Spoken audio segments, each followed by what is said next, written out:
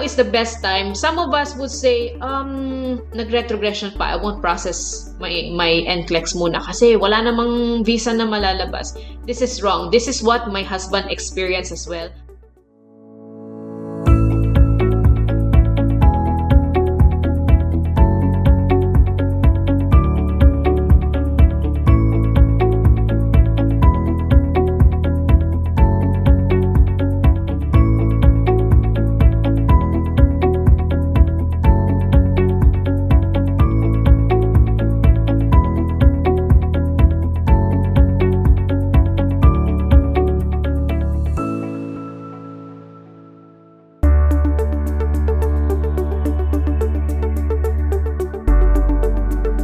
So my name is Kendra Dayan Shokon. So I'm actually from Davao City. So I graduated in 2007 in Ateneo de Davao University. So when I took up my nursing, actually hindi ko talaga alam. Most of us are actually medyo napilitan lang ng parents, like sige mag-nursing ka kasi dyan makakapag-abroad ka.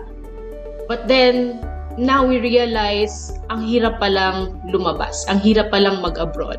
Okay, this is one thing that I have also experienced na I'm still in that part na I really don't know what to take up.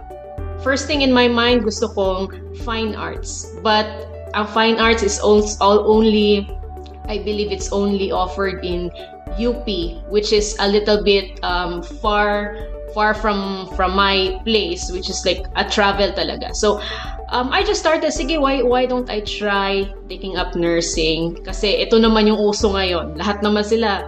I remember nung nag-nursing ako in Ateneo, kami, from A to O yung sections namin. And more or less around 40 to 50 students per class. So ganun kadami. So sige, let's give it a try. So eventually, maybe if hindi ko siya magustuhan, I can always change or shift my course.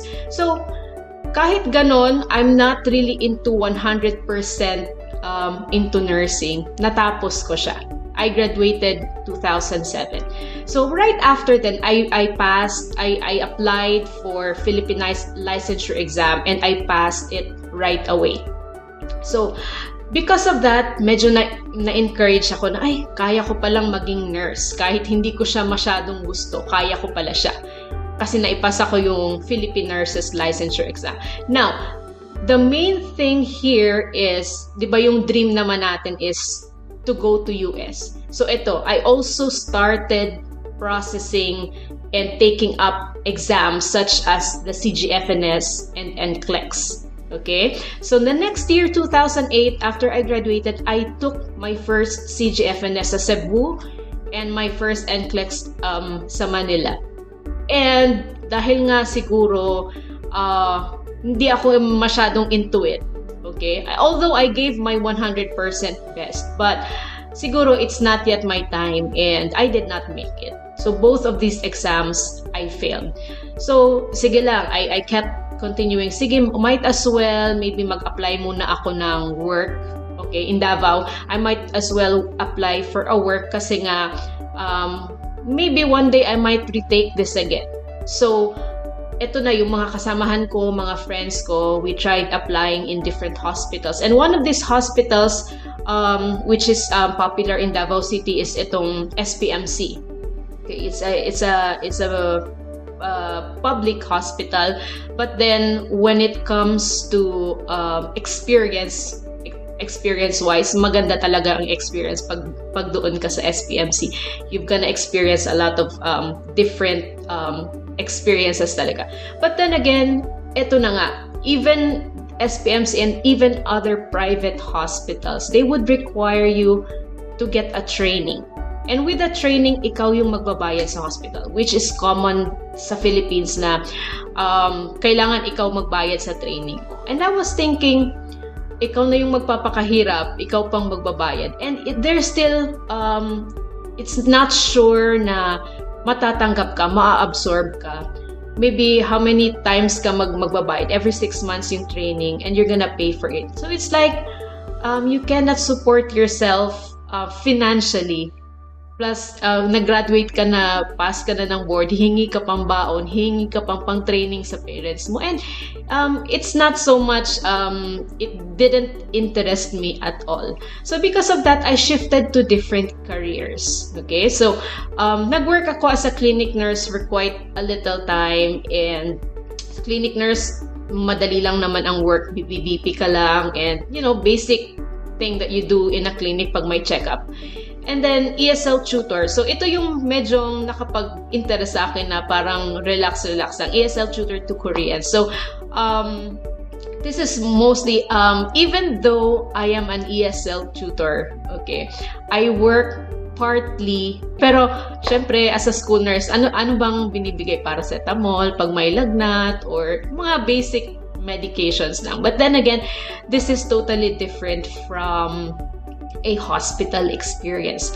And also with that, medyo in myself, I have this little passion in cooking and baking. So, meron akong kakilalang friend na nag-work sa restaurant, and because of that, I put myself in that restaurant and I became a chef without even experience. And because of that, it pushed me, maybe siguro hindi para talaga sa akin itong nursing. Ito yung gusto kong gawin. And I realized na ito talaga ang gusto ko. I really want to be a chef. Okay? So, because of that, I enrolled myself into a culinary school and I graduated in 2013. So because of that, nagtuloy-tuloy na yung passion ko into cooking, into the kitchen, at nawala na yung dreams ko about becoming a USRN. And because of that, I opened a home-based business in Kendra's Kitchen in 2014. So that's in Davao City. And because of that, nawala na yung nursing ko. But then my husband, he is also a nurse. Both of us are nurses here in the US. Siya yung nagpursige, siya yung nag-take ng NCLEX. Kumbaga actually, nung nag-take kami ng NCLEX, it was his third attempt and it was my first attempt. I failed on my first attempt and that was his third, he passed. Okay? So kumbaga, itong husband ko, he is one of the honor students sa San Pedro, yung mga Dean's Lister, yung mga ganun. But still, it took him 3 times to take the exam. Okay, so it doesn't mean you're smart, you can pass the NCLEX. It doesn't mean na pa-relax ka lang, you can also pass the NCLEX. So for me, I was let down, but then I was happy for him na nakapasa siya. So because of that, naipasa din niya yung mga CGFNS niya, he took IELTS and all that. And that was the point of our entry to the US. So when we got married, we migrated to the US in 2017. And because of that, he was the only one working, and I focused on being a full-time mom and a full-time housewife. And I did that for basically 5 years. So I'm already here in the US for almost 8 years na. So within those first 5 years that I am here, I am a full-time mom and a full-time housewife while my husband is working as a nurse. Sabi niya sa akin, if you really want, because my dream is really to open up a coffee shop. Okay, coffee, parang Starbucks. Merong mga konting pastry, merong pwedeng makain mga pasta or rice. But then again, here in the US, hindi ganun kadaling mag-open ng home-based business. Okay? Ang daming permit, ang daming kailangan gawin. Plus, you don't have much help. Okay? Hindi pwedeng, pahugas naman ng ganito, ganyan. So, kailangan talaga babayaran mo sila per hour. So, it's not that easy. So, sabi ng husband ko, why don't you take your NCLEX again? Okay? So, sabi ko, oo nga, andito na ako. I think it's my only thing that I can do here, easiest thing to do. So, actually, 2017, when I migrated here, right away, 2018, I started processing my NCLEX application again. But then, in 2018, ang sabi ng California Board of Nursing, we need a copy of your minor, major surgeries plus yung copy ng mga OB. But then again, I graduated 2007, hindi ko na alam saan yung copy ng mga requirements na ito. And because of that, I couldn't provide them with these requirements. They would want me to go to school again, which is not feasible for me because I have a toddler that time. Ang hirap na walang mapag-iwanan, and then yung school is nasa may LA pa, which is an hour or 2 hours drive from where I am. So, it's not really feasible. So, ito na naman ako. Sabi ko sa sarili ko, maybe it's not for me talaga. Okay, so I told myself, sige, kung hindi talaga para sa akin tong nursing na to, itong pagiging USRN, I won't push myself. I won't stress myself. Pero deep inside, I am already very broken. I am already broken. Kasi I already started, nagbasa-basa na ako ng mga NCLEX books and all that. Tapos paglabas ng result ng start ng processing, you have to go to school. So, it broke me a little bit deep inside. But then again, pride-wise, okay, maybe this is not for me. My husband can work. Pwede naman ako dito sa bahay. Okay. But then again, within those years, every single time, dahil nga nurse ka, naiinggit ka dun sa mga taong, ay, nurse siya, may sweldo siya, ako dito lang ako sa bahay, I'm taking care of my kids. Here we go, pandemic came, 2020. But that time, I was pregnant and I gave birth to my second child. But then again, it told me na mga chismis dito na, uy, pandemic ngayon, wala nang nurses, ubusan na ng nurses, maraming namatay, honestly. Maraming namatay na nurses, maraming na-trauma na nurses na ayaw nang bumalik ng hospital dahil nga sa grabing experience during that time na ang daming namatay, ang daming patients na ang hirap alagaan. So they quit nursing. So there's a very, very big shortage of nurses here in California. Hindi lang dito, pati sa New York, pati everywhere in the US. Because of that, ang chismis is California Board of Nursing they are already taking away all those requirements that they are asking. Nagiging lenient na sila. So sige, okay, I'll try it one more time. So nag-apply ako. And during this time, totoo nga ang chismis, they did not ask for these requirements na hindi ko na ma-provide. Wherein, they gave me my ATT. Okay? I was surprised kasi I've been waiting for it for 5 years na andito ako, na nasa bahay lang ako the whole time. I've been waiting for this ATT. And I told myself when I received the ATT, maybe this is the time. I don't have any more time na sayangin kasi this is the only opportunity. Pagkatapos ng pandemic, baka hindi na nila mabigay sa akin again yung ATT ko. Okay? Because they might be going back to these requirements again. So, once you are given ATT, you have actually 12 months or a year to schedule your exam. So, when I received my ATT, syempre ako, 2021, okay, I received my ATT. It's been how many years ago from the time I graduated nursing. So, I told myself, naku, kaya ko pa ba? I doubted myself, honestly. I doubted myself. Kaya ko pa ba? Since I've graduated long time ago. I have zero hospital experience. I went to a different career. I've been to the restaurant. I've been to the kitchen, into the culinary world. I totally forgot about nursing. Sa mind ko nga, di ba, wala na yun sa heart ko. And then now, I'm coming back again. Kaya ko pa ba? Ang dami ng updates, recent updates that I do not know.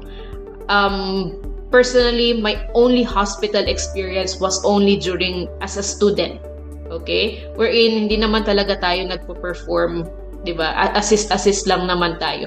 And then here comes NCLEX, which is, in the US, it's a standardized procedures, it's a standardized yung mga experiences mo. So, it's totally different from what we have in the Philippines. I'm a little bit scared to take the NCLEX. But then, I pushed myself na, sige, kaya ko to. Because of that, hindi ko sinayang yung time. I took a review. I went into a review center, just like a 2-week course na review. After that 2-week course, okay, every single day, I study, I answer questions. I started maybe 20 questions, siguro 8 months before my exam, 20 questions until maybe a month before, I was answering 100 questions per day. Okay? I also made my own study guide kasi that time meron akong 1-year-old.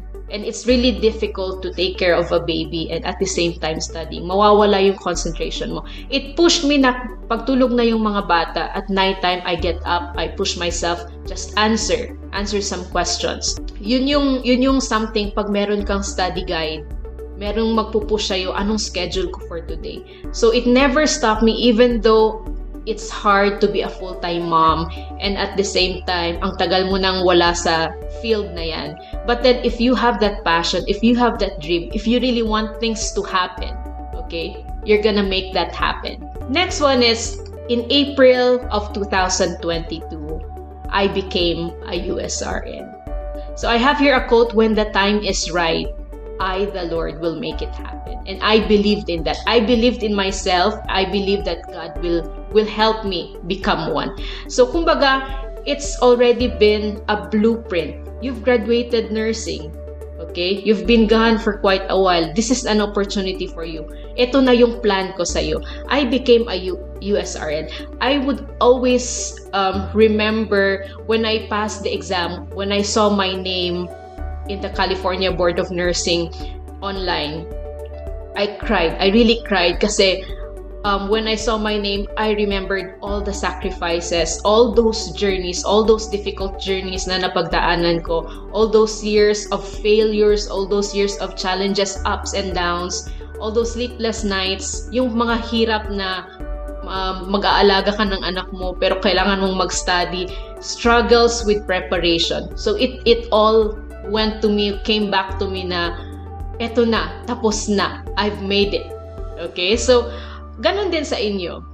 Maybe some of you guys are into a different situation, a difficult situation right now, being challenged with time, being challenged with work or family, nahihirapan. But then again, always remember there's something bright at the end of the tunnel. So you just keep moving forward. Mahirap, yes. I wouldn't say madali siya. No, it's not madali. Mahirap siya. But then again, just push yourself. That's after all these things, something is gonna happen. Something good is gonna happen to you. Okay? So next one is, now this time, hospital experience. So, eto na, USRN na ako. April 2022. I started applying for work. So, akala nyo dito sa US, baka isipin nyo, oh, USRN, ganyan, maraming work. Yes, maraming work. The problem with me is, when I applied for a first job, ang dami nilang nire-require. Since when they saw my resume, like, ang experience, walang hospital experience, and I graduated 2007. Anong ginawa mo sa panahon na ito?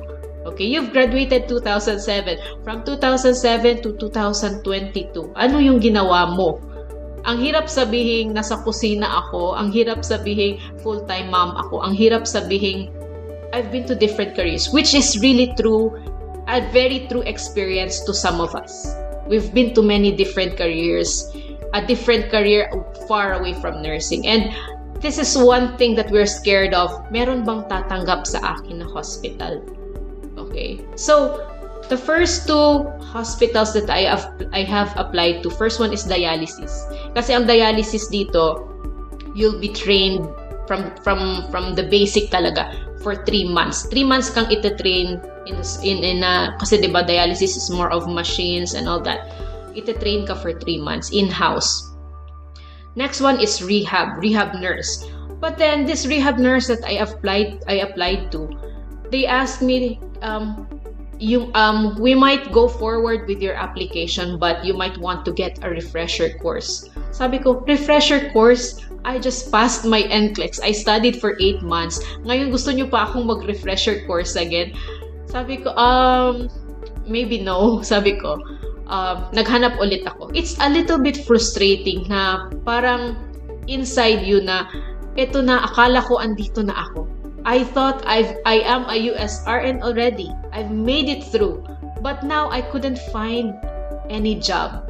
Okay? But then again, I applied to this one hospital wherein nagulat ako kasi hindi pala ganun kahirap. Meron din palang mga offer to new grads. Okay? Ito yung maraming questions sa akin, maraming aspiring nurses na nagtatanong nito sa akin, Ma'am, will I be able to get a job pag nasa US na ako? Kasi wala akong experience. Same tayo, we shifted to different careers. And natatakot ako, baka hindi nila ako tanggapin kasi nga wala akong hospital experience. Of course, hospital experience is a plus. Okay? But then dahil nga sa shortage of nurses, they are willing to train you. Okay, I went into this hospital, and they gave me a new grad program. So what is a new grad program? New grad program is a program that the hospital would offer, wherein you will be trained, okay, for more or less 10 to 12 weeks na meron kang preceptor. Okay, so it's actually a good transition from a new grad. I mean, I'm not a new grad. Basically, I'm not a new grad. But I went into that program kasi nga I told the manager, wala akong experience. You have to train me. When you are here in the US, you have to push yourself. You have to be assertive. Hindi pwedeng hiya-hiya. You have to let them know. Tell them what you need. Tell them what you want. Tell them what you're willing to do. You have to be assertive of yourself. You have to fight for yourself. Hindi ka uubra if you don't know how to speak up. So I told them, this is my situation. I really want to work in your hospital, but I'm afraid that I don't know what to do. So how can you help me? So they gave me this new grad program. So I started this bedside experience in January of 2023 up to the present. So right now, I am a medical detox nurse. Okay, ano tong detox nurse? So detox nurse, we mostly handle patients who are drug addicts and alcoholics. Okay, mga tokhang ito sila. So basically, maraming mga maraming mga drug addicts here in the US who they want to change, they want to live a life out of this abuse, chemical abuse, but then they themselves, they have a lot of withdrawals and they couldn't handle it just by themselves. So they go to our facility, not our facility, hospital. They go to our hospital, they ask for help. So also with that, since our hospital is a little bit may iba pang units, merong ICU and all med-surg. Sometimes we also go to med-surg wherein I gain also experience from them, from yung may mga sakit talaga. So this is bedside nursing. So yun lang, I would want to say all things work for good for those who love God and called according to His purpose. So if tinawag ka talaga for this kind of job, for this kind of career, okay, marami talagang bagay na gagawin sa'yo na for you to achieve. Okay, there's gonna be a lot of ups and downs. It's not gonna be smooth. Okay, life is always difficult. Okay, it's not gonna be smooth all the time for you. Hindi lahat ilalatag sa iyo. Pag hindi nilatag sa iyo, would you be scared? Would you be upset? Would you walk out? No, just go to the next. So parang ako, when I applied for a hospital, hindi nila ako tinanggap. Okay, let's go to the next. Let's go to the next. Until such time that you landed to a job or to something that you really want, something na makakapag uplift sa iyo. So next one is, I have here a quote. Every journey starts with fear. Totoo yan. Okay? So every journey starts with fear. Ang dami nating takot. Okay? Ang dami nating takot. And fear hinders us from moving forward. This is really true. Kasi sa mind pa lang natin, ay takot ako, hindi ko to gagawin kasi takot ako. It's what we think or what if. Okay? Ang dami mong what if.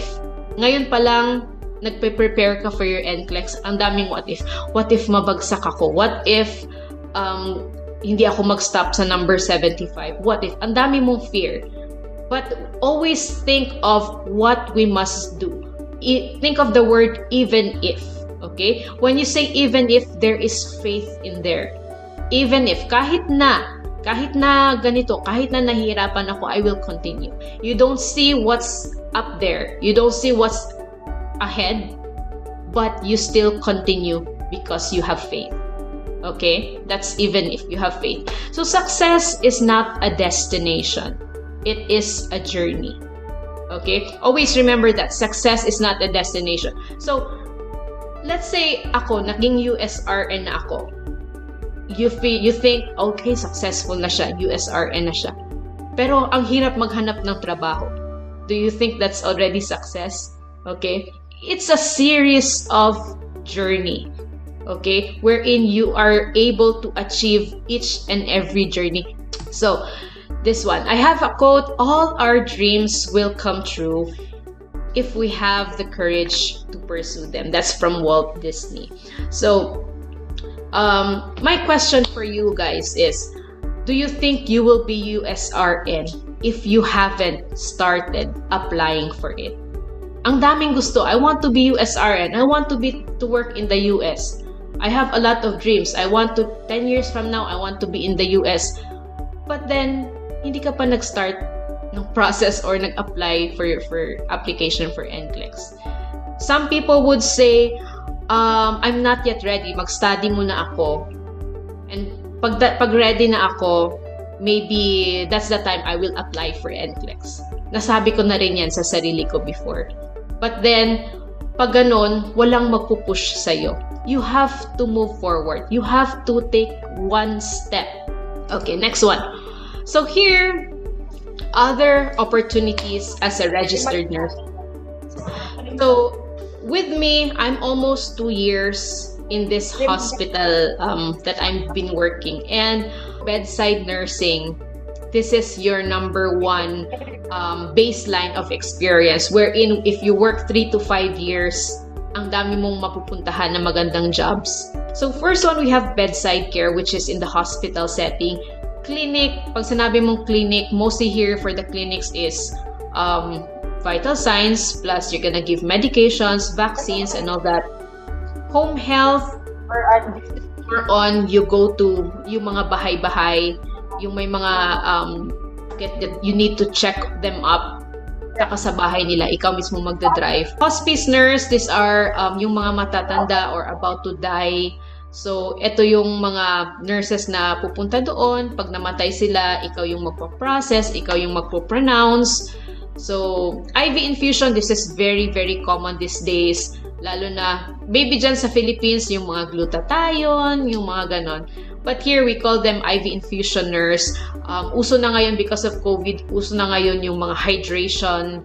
Ano tong telehealth? Telehealth is you work 100% at home.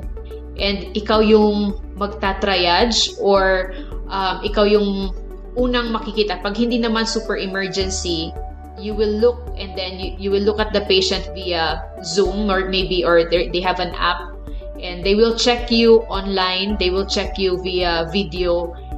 They will ask you about how you feel, your questions, instead of you going to the ER right away. Intake nurse, this is very common also. Here in the US, when you have your appointments with your doctor, these are the people who will call you and assess you. Anong background mo sa health? What medications are you taking? So, case management. So, when you say case management, this is ensuring patients have the right access to health services. Ito yung pag na-admit ka, bibigyan ka din, of course, ng proper plan. And at the same time, yung after, when you get discharged, and also they communicate with insurance companies of cost-effective strategies for you. So, ito yung mga case managers. We call them case managers. Clinical documentation specialist. When you say clinical documentation specialist, you work from home. Ang gagawin mo is magche-check ka lang ng chart ng nurses. Correctional health, this is more on a jail nurse. Okay? So, itong mga inmates natin, of course, they also have health issues, and some of them are, they have, may mga maintenance sila. So, they are not deprived of that. The only thing you need to do when you're a correctional nurse is you administer medications in the jail. With this one, I would like to thank Nasha for this opportunity to share my experience and hopefully also motivate you to start your own experience as well, to start your own journey as well. And it's gonna be difficult. Nasha is really very helpful when it comes to preparation for your NCLEX. With me, I processed my own application. It's really very stressful kasi magsa-study ka and at the same time magpa-process ka. It's hard na ako pa ang pupunta sa school, ako pa ang magpa-process, ako pa ang magpa-follow up ng papers, which is, it's impossible for me. Especially with also you guys, maybe most of you are on different careers, maybe you are working, maybe you have a family, at sa tingin mo masyadong mahirap na ako pa magpupunta sa sa ganito, magpa-process, kukuhang license, kukuhang papers. With Nasha, they are really gonna help you. Nasha is your family. We can help it, make it easy for you so you can focus on what is really most important, which is your exam. Okay? Nasha will help you, will update you. Ano nang nangyayari sa processing ko. With that, we also have our app wherein you can access some of these Q banks. So, hindi lang tayo processing, but also we are also a review center as well. We have review available for you. So, Nasha is really helpful and aalagaan ka ng Nasha. So that's it lang po. I just want to thank everyone who are here, who's listening, who's participating. I'd like to thank Nasha, Sir Chris for this opportunity to share and motivate our fellow nurses. And hopefully one day I would see you here in the US finally. And thank you so much po. Thank you so much.